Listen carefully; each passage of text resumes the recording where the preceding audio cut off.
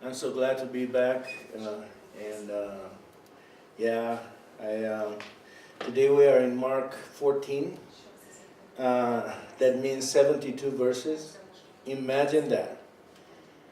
Imagine, I was like, this is impossible. It's impossible to cover Mark 14 in one sermon. I can preach from one verse, but how about in 72? It's a lot.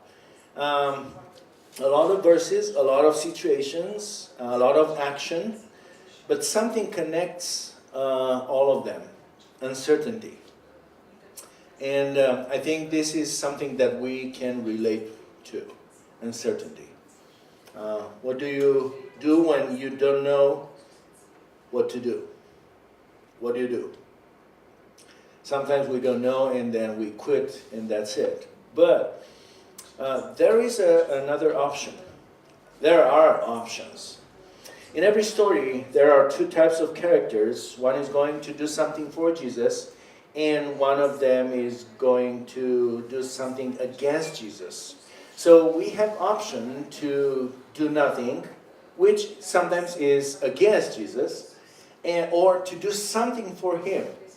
Always when it comes about Jesus, it's black and white. It's not gray area. Is or you are with or against him.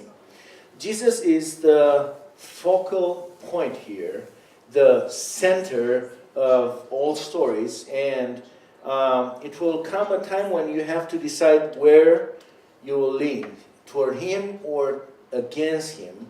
And I hope you and I will choose wisely. So, what you do when you don't know what to do? Well, first of all, we are in Mark 14, and the first part of this chapter talks about the plot to kill Jesus. It was the Feast of Unleavened Bread, the Passover, and Jesus was in Bethany, and he was in the house of Simon the leper. Maybe you think, who was the Simon the leper? Probably he was a leper before, and who knows, probably Jesus healed him. And Simon said, let's party. And they had a party. He was reclining at the table. A woman came with an alabaster flask of ointment of pure nard, very costly, and she broke the flask and poured it over his head, Jesus' head. Jesus is at a dinner party, okay? Simon the leper, the ex-leper, said, come by, let's party. And he was cured by his leprosy, and he invited Jesus to his house. This lady worshipped Christ in a way that was extravagant, okay? We don't know her name. We really don't know her name. In Luke 7:37, there is another woman who did the same thing in the house of Simon the Pharisee. And she was a sinner. Luke says she was a sinner. But she was pouring perfume on Jesus' feet, not on his head. There is another woman in the Gospels, Mary, the sister of Lazarus. She did the same thing, but Jesus was in their house. So, still in Bethany, still almost before the Passion Week, or during the Passion Week, in that time, but that was in their house. But now this is another house, Simon the leper's house. So you see, I read the Gospels, and some people say, oh, it's just the only woman. I believe there were three. This is what I come to believe, because she was pouring. So it seems that there are three ladies pouring perfume on Jesus, but this lady is unknown. We don't know her name. In Matthew and Mark, is the same lady doing the same thing in the same house. This is the same story. And now imagine the room was full, and by the way, when Mark said Jesus was reclining, you know what we are talking about, right? It's not like when you are on normal table like today. They were reclining. They were actually on the horizontal, and you sit in your, let's say, left, elbow, and you eat with your right hand. Okay, this is the way you do.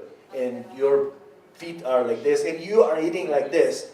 And the table is in a U shape because the servants would come in the whole of the U shape and serve. Okay, make sense? Can you imagine that?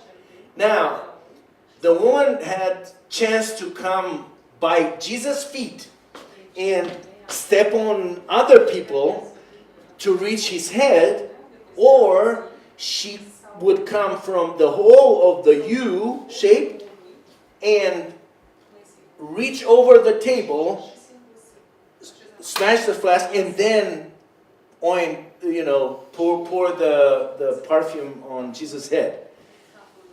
I think it's the second one, okay? So imagine this, the house is full, everybody is happy, all friends with Jesus. Simon was happy because he was lepers and now it was not, he was cured. And this woman came and they are looking at her, she's saying nothing, and then boom, starts to pour that perfume on Jesus' head. So much courage, so much love. This is how to do something. When you don't know what to do, she didn't know what to do. Says she did something, and actually Jesus said she did something beautiful. She did something beautiful. Jesus didn't say, "Oh, how much money was wasted on me."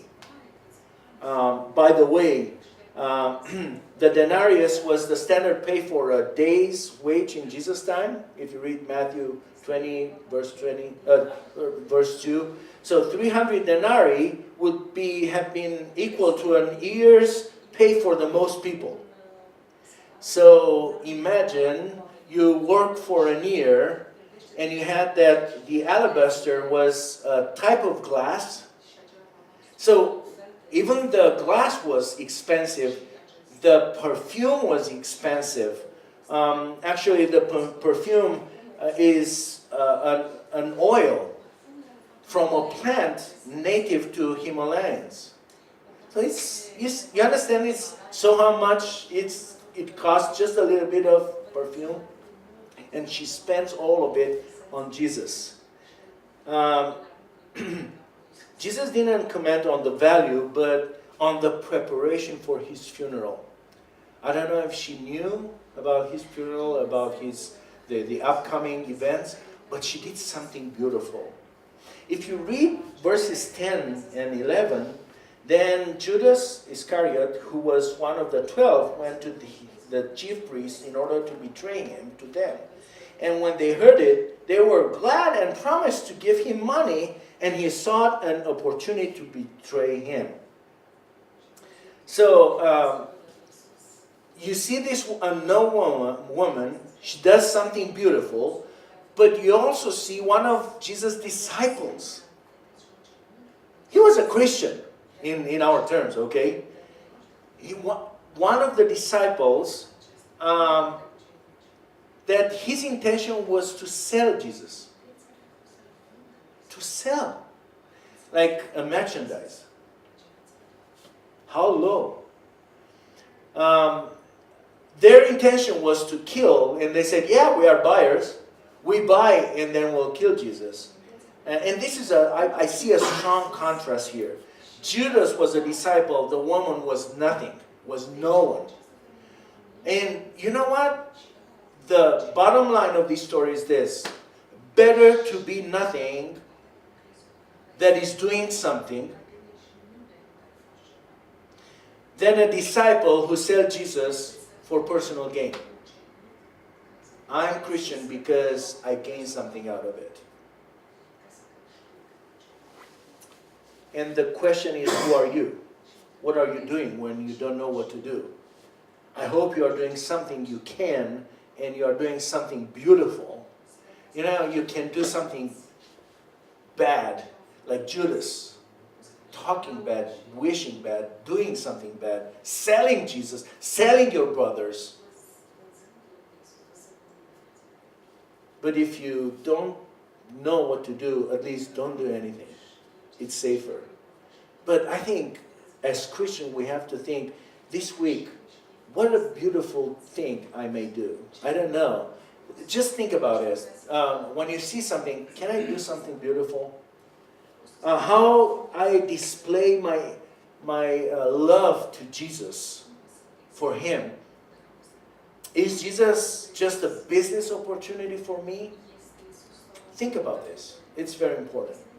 Now, when you don't know what to do, the simplest thing is to follow Jesus' instruction. If we go further, verse 12 and on, you see that Jesus sent two of His disciples, and we know who they are. One of them was John, one of them was Peter. He sent them to prepare the Passover meal. I love to talk about communion, and after that Jesus did that, but this is not the subject for today. This is not the topic for us today. Maybe later on. But the purpose of this series is to follow Jesus and His disciples and to grasp the meaning of discipleship. At times, to be a follower of Christ is to live a paradox. That for a normal person will look, man, this is crazy. But for us, it's like, oh yeah, bring it on. I love it. The Passover was celebrating the deliverance of God's people from slavery in Egypt. You know the whole story. Israel has been celebrated this meal for more than 1400 years. And now Jesus is celebrating too with His disciples. During the meal, I don't know if you know, but during the meal they drank 4 glasses of wine. No wonder in Gethsemane when Jesus was praying, His disciples were sleeping. I just, this is for free. But during the Passover meal, they drank 4 cups of wine, like 4 times. The first one was the cup of sanctification, and that talked about God who set them apart of slavery, of affliction. The second one was the cup of deliverance, and God saving them from slavery. The third one was the cup of redemption, and by the way, this is the cup when Jesus took the cup and said, "This is my blood. This is the new covenant." So it's very interesting. The cup of redemption, God will restore them. God will deliver them with His power, not by their power.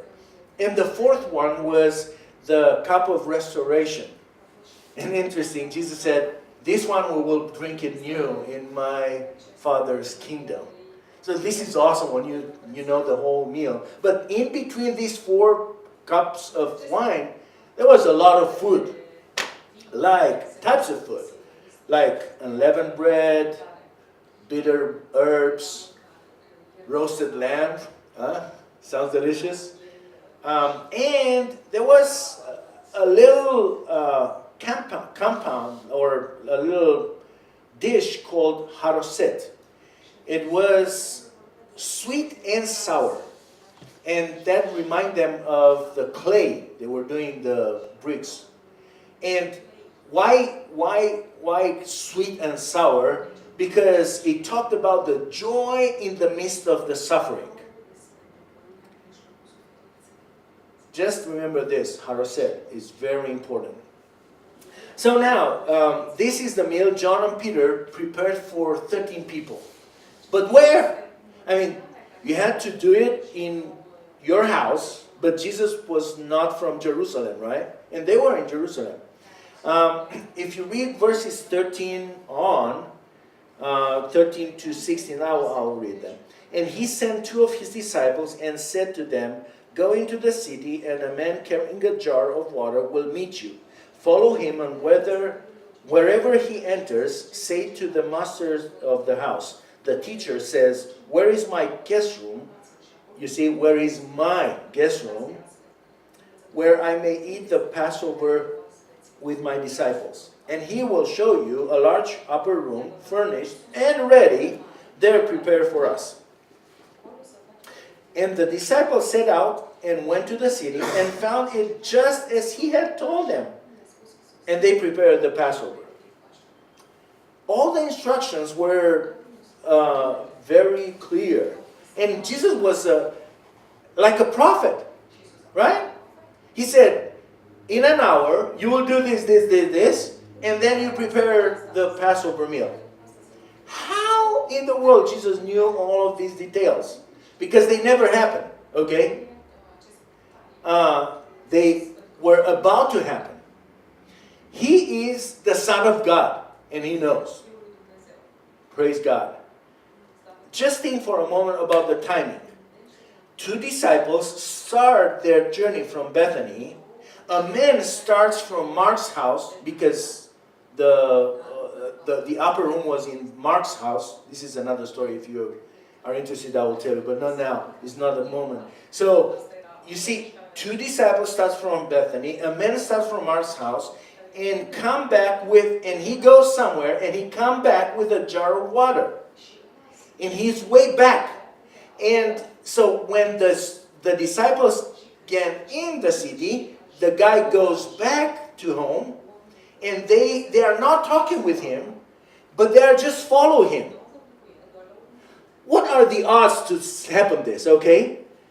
And they follow him, and in the house where he enters, they go there and talk to the master, probably of the house, probably Mark's father.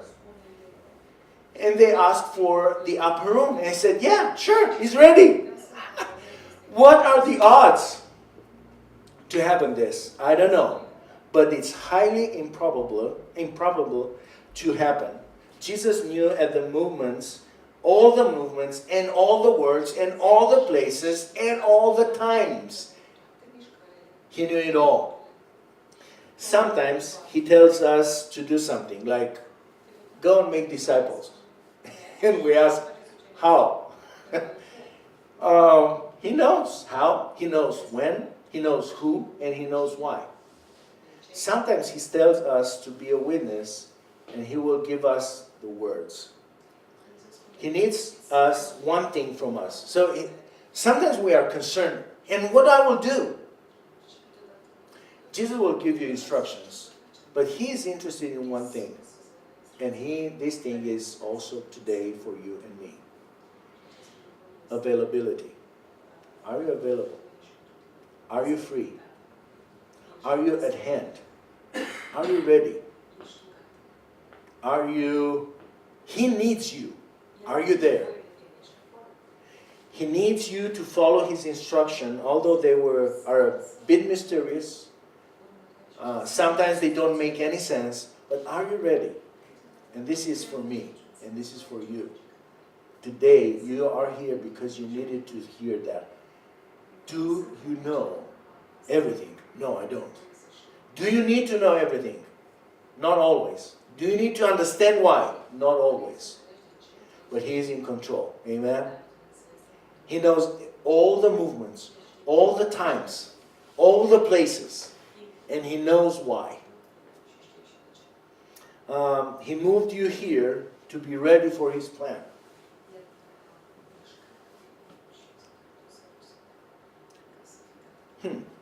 Well, Dana, you were born here. But your parents moved here, right? Because he had a plan for you. Andrea, let's talk about the plan with us, huh? Simona, you just came here. Why? Because God has a plan with you. You understand? Maybe you don't know all the points. Oh, Mike, oh yeah, I know why I'm here. Sometimes you don't. We don't. Most of the time, right? But are we available for his plan? I'm here because God has a plan. Yeah, you are planning the wedding, ahead of time. They do this. But everything is already planned. In God's eye, done deal. But we are like, oh, what is going on? He knows everything. You see, or you rest in God's hands, knowing that every movement is in His hand, or you do what Judas did. He was too busy to sell Jesus. He was, in the passage, if you read verse 20, let's read verse 20. He said to them, so they were eating, and while they were eating, He said to them, it is one of the 12, one who is dipping bread into the dish with me. For the Son of Man goes, and it is written of him, but woe to the man by whom the Son of Man is betrayed. You know who was that? In the same time when Jesus said, the man is dipping with me in the same, Judas did that. And they were dipping in that haroset, sweet and sour, joy in the midst of suffering. I hope you choose to be Peter, John, and not Judas. Be available for His plan. He will reveal it to you at a proper moment. And you have to go in a town and you will see a person with a jar with water, and you go after that person, and you think, man, this is crazy. I don't want to do that. No. When Jesus will give you instruction, and you don't know what to do, just follow the instructions, okay? Let's talk about instruction in the Bible. No, this is too much then. We have a lot of instruction from Jesus. Now, from verse 32 to 43, there is another situation where when you don't know what to do, how about this? Stop and pray for an hour. Stop and pray for an hour. So Jesus is instituting the Lord's Supper, and then He foretells Peter's denial. I will go. And then Jesus prays in Gethsemane. Verse 37. I'm in verse 37. And He came and found them sleeping, and He said to Peter, Simon, are you asleep? Could you not watch 1 hour? Jesus prayed for an hour. And He said, could you not watch 1 hour? Watch and pray that you may not enter into temptation. The spirit indeed is willing, but the flesh is weak. So Jesus is going back, and He is in prayer again, and then He comes back, and He came the third time, and He said to them, are you still sleeping and taking your rest? It is enough. The hour has came. So they were always, when Jesus was praying, they were sleeping. But for an hour, Jesus said, if you do this, we'll save you from temptation. How about this? If you are tempted to do something bad, and you know it's bad, say, well, I'll pray for an hour. Let's see if after an hour you will do it or not. Okay. When I was studying at Master's Seminary, I did my master's degree there, I had a class on prayer. And every day I had to pray for an hour and to write a summary of my prayer. Imagine, at the end of every week, I had to submit 5 papers, 1 page, with the summary of my prayers. In the beginning, it was kind of hard to pray for an hour. After a while, it was okay, but at the end of the class, it was not enough, 1 hour. Imagine this. Imagine yourself praying for 1 hour. You think, wow, I don't have an hour. Well, Jesus said, pray and watch. That will save you from temptation. Watch and pray for an hour. This is the recipe to avoid a temptation. The spirit is willing, Jesus said, but the flesh is weak. The flesh is so weak that disciples went to sleep again.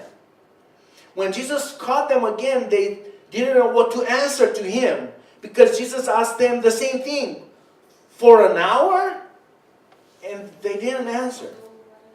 Being in flesh is bad. It's like Peter. When the people came to arrest Jesus, Peter, you remember what he did, right?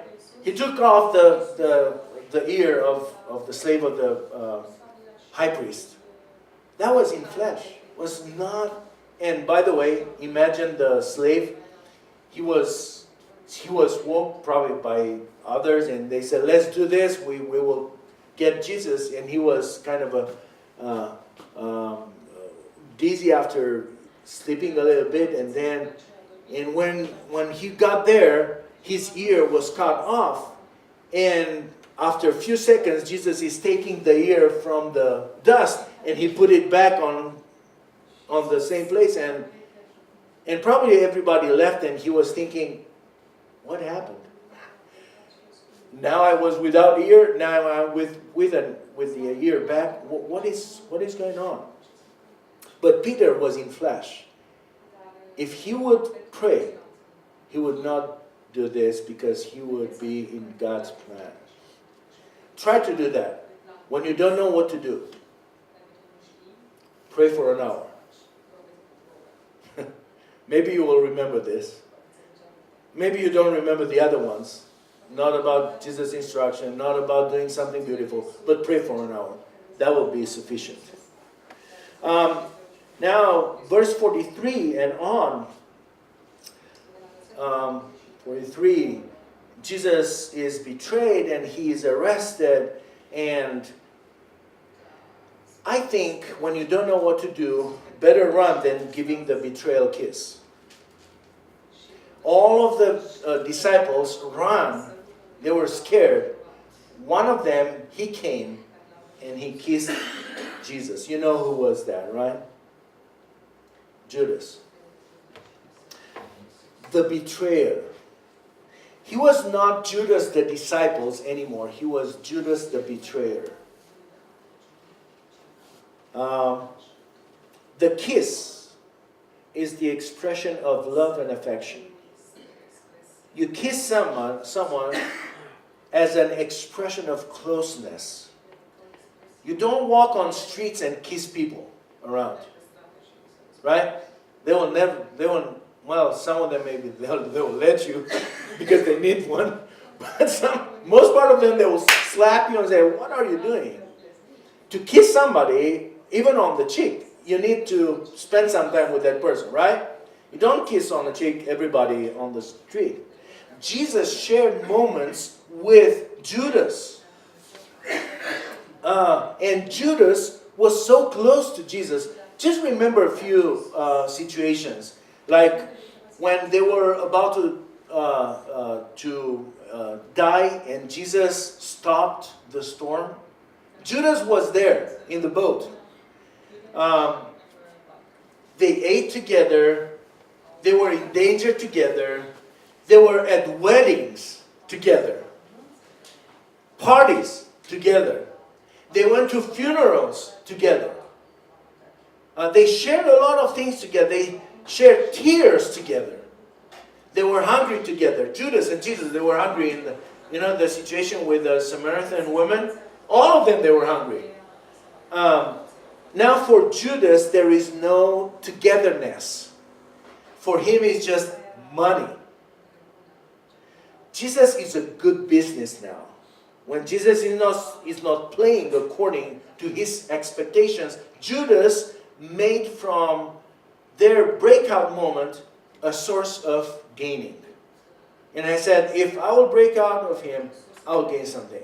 How about some money? In life, you meet people like Judas. I met some. So I'm talking also from my experience. Maybe it's not your experience, but just wait a little bit. But in life, you will meet people like Judas. They will stick with you for a while because they gain something. But when it's time to leave, they want to gain something out of this. They will use their togetherness or closeness and make you suffer. This is their price. This is their gain. This is the 30 pieces of silver. This is your price. If you are a disciple of Christ and you want to be a Judas, when you want to leave, just leave. Don't give a hug and a kiss. You know why people hug and kiss? Or it's an expression of love, or they search the place where they will put the knife, and the kiss is the betrayal kiss. One of the two, okay? So if you want to be a Judas, don't do that. Just run. But if you really love somebody, you have to express that love. Remember, Judas was a disciple of Christ. He was a Christian in our terms. But he kissed Jesus to betray him.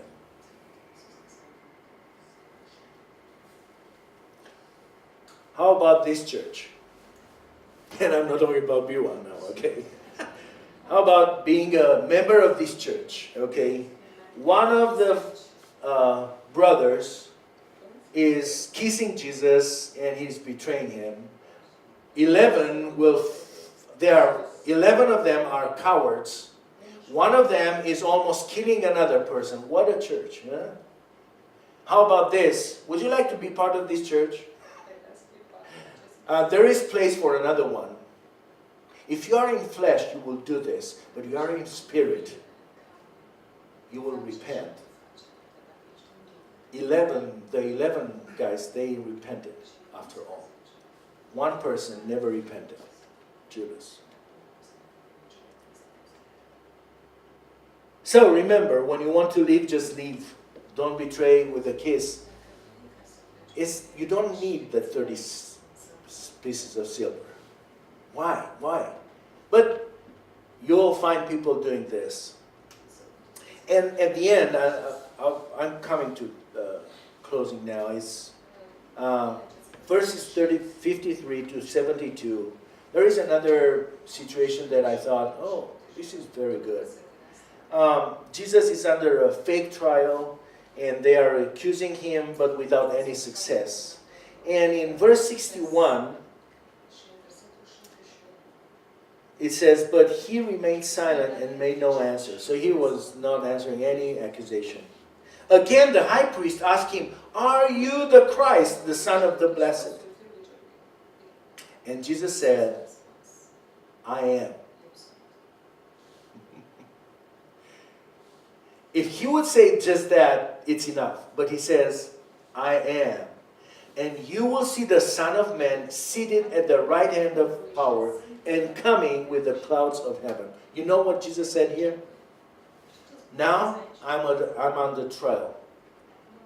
But it will come a day when you will be under trial and I will be the judge. If you know what the Son of Man, I will have an entire sermon about Son of Man. At the end of this series, it's so awesome, but I don't want to spend it right now. Just think about this. Jesus said, I will judge you. Now you judge me, I will judge you. And, oh, by the way, I am. You know why Jesus said, I am? Because God's name, God's personal name is, I am, Yahweh. So when Jesus said, I am, he actually said, yes, I am the Son of the Blessed One. Yes, I am Yahweh. And that's why they said, oh, this is blasphemy. I have a lot of Muslim kids at my school, and some of them, they said, oh, you don't have proofs that Jesus claimed to be the Son of God. Oh, yeah? One of the verses I turned is this. Jesus said, I am. And they said, this is blasphemy. You know why? Because they realized that he said, I am God. So Jesus claimed several times in the Gospels that he is God. So, by the way, if you need that, I'll give you all the answers. Jesus said several times. And by the way, it was a time when he said, you know, before Abraham, and Jesus didn't say, I was. past tense, okay? But in one instance, he said, before Abraham, I am. Doesn't make any sense in English or in any language, because Jesus said, Yahweh, I am. But come back. So Jesus said, I am. This is my identity. I am the Son of God. On the other hand, Peter is asked 3 times, are you Jesus' disciple? And for 3 times he answered what? I am not. I am not. I am not. I'll read you the verses. So, verse 67 and 68. You also were with the Nazarene, Jesus. But he denied it, and he's saying, I neither know nor understand what you mean. He played dumb. He said, I don't know. I don't know. Look, I don't understand. What do you mean about that? No, I don't understand this. Then somebody said, verse 69 and 70, this man is one of them. But again he denied. He said, I'm not with them. I'm not with the disciples. I'm not a disciple. In the beginning he said, I don't know what you are talking about. That disciple, what is this? And then, I'm not with them.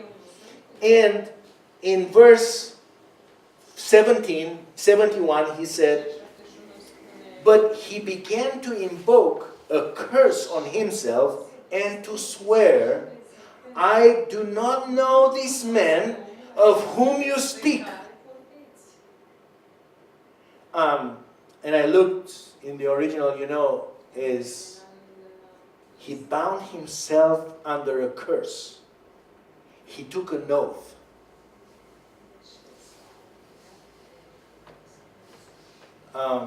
We Romanians, we know we have a lot of things like that to put yourself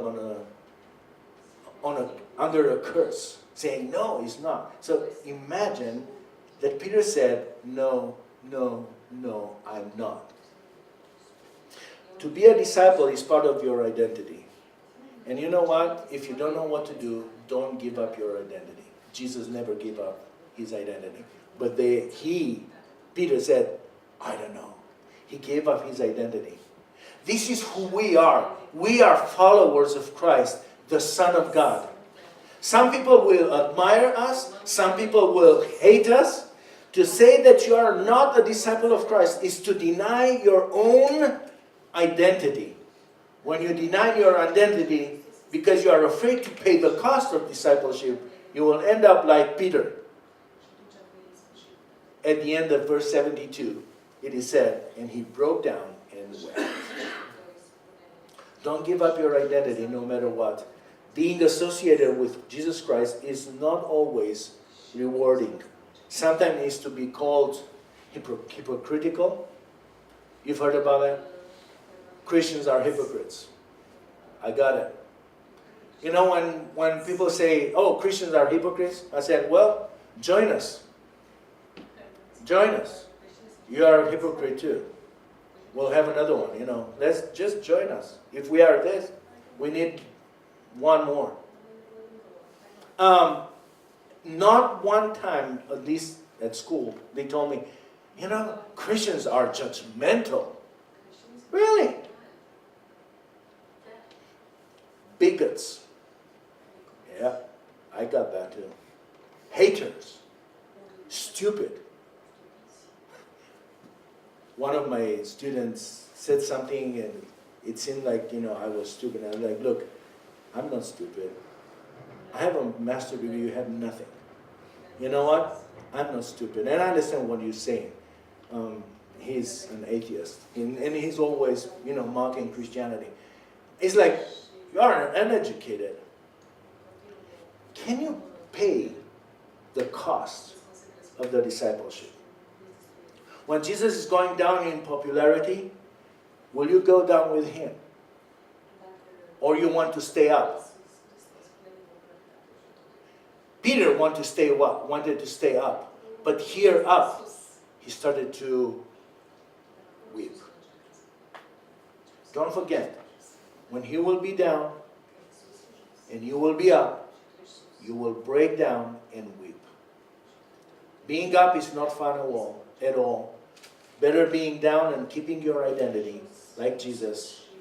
His identity led him to the cross. Maybe it will lead you to the cross too. But don't forget, after the cross was a resurrection too. Don't give up your identity. This is your benefit, not your curse. So in conclusion, when you don't know what to do, what you do? Do something that you can do. How about something beautiful? Follow Jesus' instruction. There are plenty. Stop and pray for an hour. That will take you an hour, but that will save you from temptation. Better run than giving the betrayal kiss. When you don't know what to do, at least don't give up your identity. I don't know if you will answer in this way or not, but it depends on you. But you will never say, I was clueless, I didn't know. Now you know.